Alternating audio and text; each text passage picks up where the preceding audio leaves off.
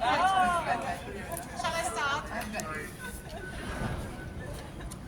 We are here today marking the 5th anniversary of Julian Assange's brutal arrest inside the Ecuadorian Embassy, his conviction and imprisonment at HMP Belmarsh, where he lives today as a remand prisoner, the longest remand prisoner that prison has ever seen. This week saw the 5th anniversary of Julian's desperate time in Belmarsh and the 14th year of his detention in one form or the other, his isolation and psychological torture. As John Pilger, a friend and staunch supporter of Julian Assange and the WikiLeaks journalism, who passed away last year, said, "The times we live are so dangerous and so distorted in public perception that propaganda is no longer an invisible government. It is the government. It rules directly without fear of contradiction. And its principal aim is the conquest of us, our sense of the world, our ability to separate truth from lies." WikiLeaks exposed the machinations and strategy of such invisible government, informing, educating the public.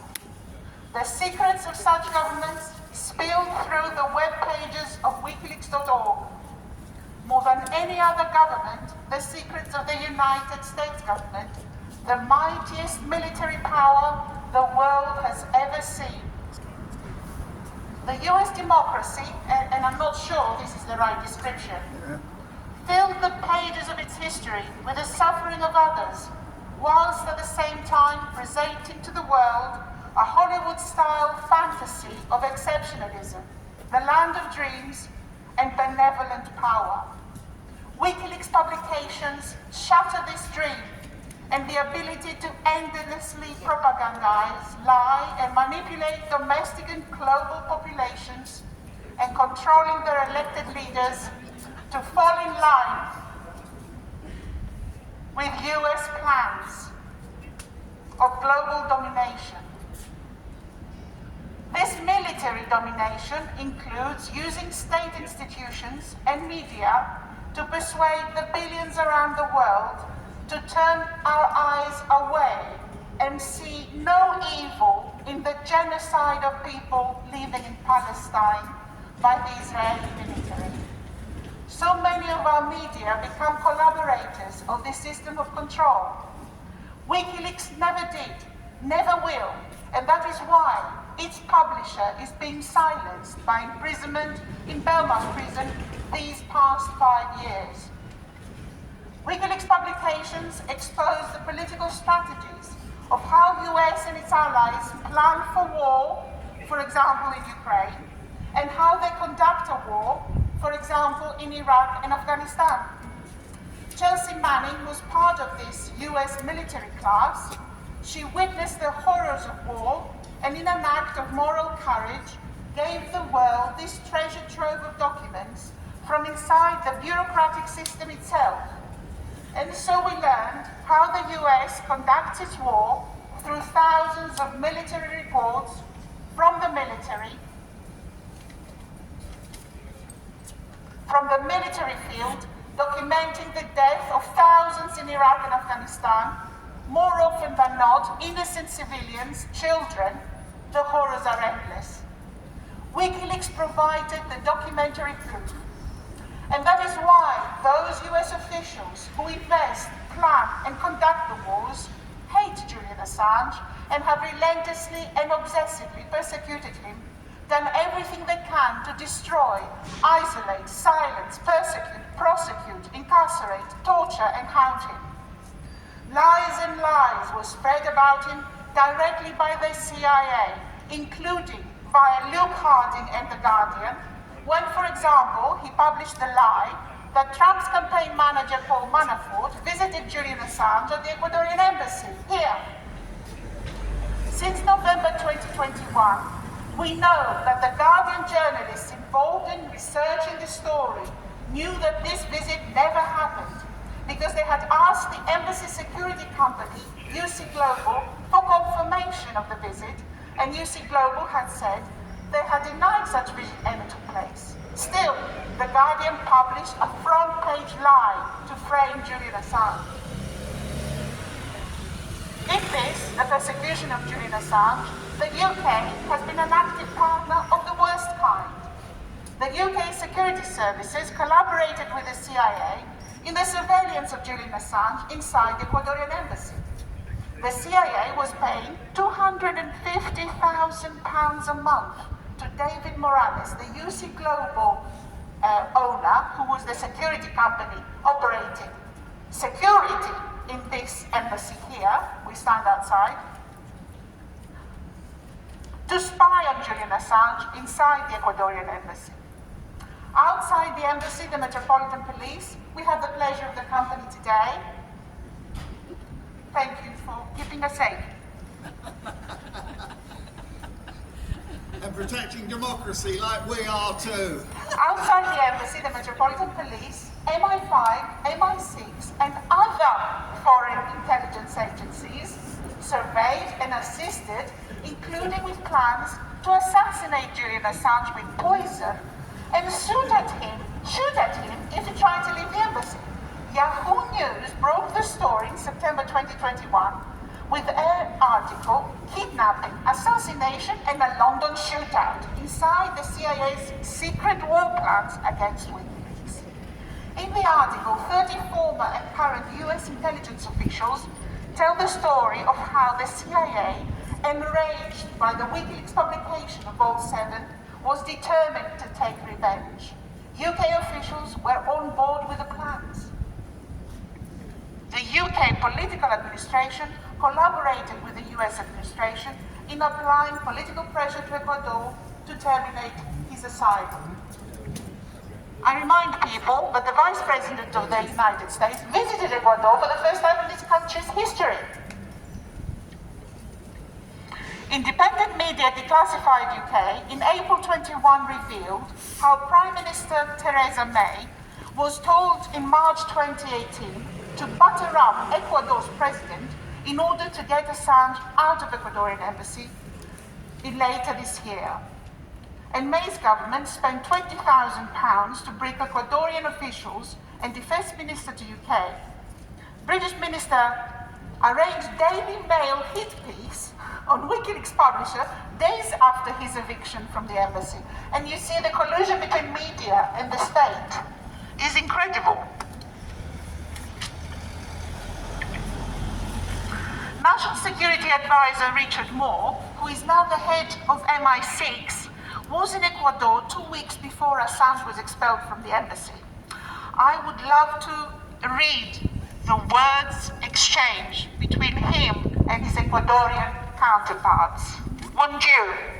Yeah. I would like to read them, but who is going to publish them?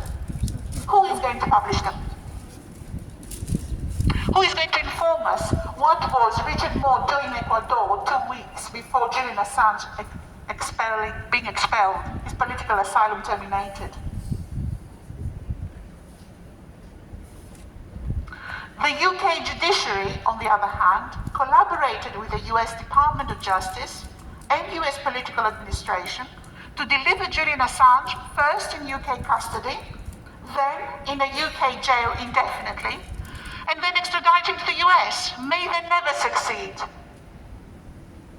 In February 2018, Lady Arbuthnot, Chief Magistrate at Westminster Magistrates Court, decided to uphold a UK arrest warrant against Julian Assange, which was pending in relation to the Swedish case, which had been closed in May 2017. In her closing remarks, she stated that the US had not requested his extradition.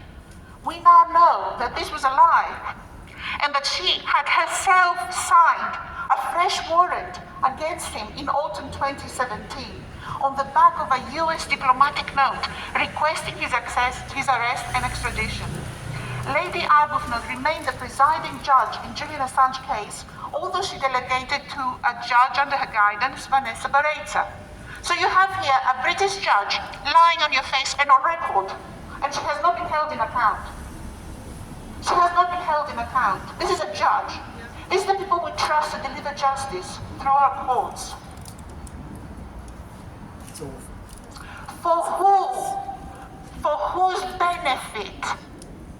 For whose benefit? She decided to do this, to lie. And how is it she's unaccountable? This is extraordinary. Every single judge in the UK made rulings against Julian Assange has done nothing to protect his human rights by preventing his handover to those who planned his assassination. Judge Vanessa Bereza provided the momentary fig leaf when on the 4th of January 2021, she barred his extradition on humanitarian grounds. But this was swept away quickly at the courts in October of the same year, when the Lord Chief Justice Ian Burnett, a close personal friend of Sir Alan Duncan, who was, as Foreign Minister, arranged Assange's eviction from the Ecuadorian Embassy, accepted diplomatic assurances by the US government that Julian Assange would be treated humanely. I mean, this is, you can't make it up. You can't make it up. So one is in government, and his closest mate is in courts. One arranges for Julian Assange to be evicted from the Ecuadorian Embassy, the infamous Pelican operation at the Foreign Office. And his mate in charge of deciding to extradite him. I mean, what is the quality of our democracy? It's the same people who conduct government and judicial overview. Is this acceptable? I say no, this is not acceptable. Our society deserves better. Most recently, Judge Dame Victoria Sharp's family have attained high-level positions in the British establishment after being appointed by Conservative ministers.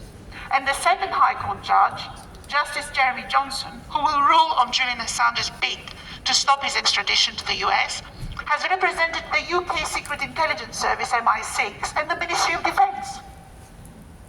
He represents them as clients at court. Julian Assange's persecution and imprisonment is the first most public attempt of political censorship in the West, because although he never spoke to propagate any particular political ideology himself, his act of publishing classified political documents informing the public is the ultimate political action in supporting our democratic right to know what is done in our name, holding power to account. It's as simple as that. This political censorship in the US Department of Justice says it necessary for our security, presenting the publication of truthful information as dangerous. But authoritarianism only brings grief in our lives, never security. Never security. When our rights are being limited, when our rights are being restricted, the most basic rights, like I need to know how they govern in my name, then this is the rise of authoritarianism. Our society must not tolerate that. We have been in the past. We used to live in the mud 200 years ago. Nobody bothered about the people. The democratic rights that we currently enjoy have been fought for from our forefathers. People lost their lives, their dedicated lives, that they sacrificed in order to obtain what we have and enjoy today. And are we happy to just give it all up and go back and live in the mud when no one cares for us, where we have to bow down to rulers literally on our knees? No. No. Absolutely not. And this is why we are today.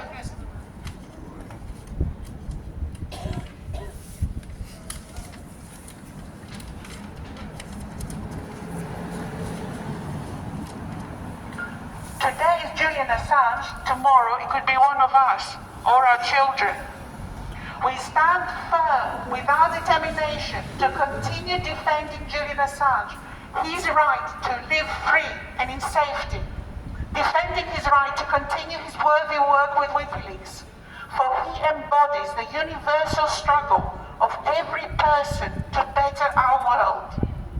He has been extremely successful in achieving his life's work. He has been the best defender of those humanistic values that have driven humanity forward, raised himself with his ingenuity and determination in a position to make a real difference in our world, and deserves and has our endless support. We follow him today as he is violently dragged down these steps outside the place of his refuge, to the court and later to Belmarsh prison. Join us on this journey of support and defense of the WikiLeaks publisher as we demand to free Julian Assange! Free Julian Assange!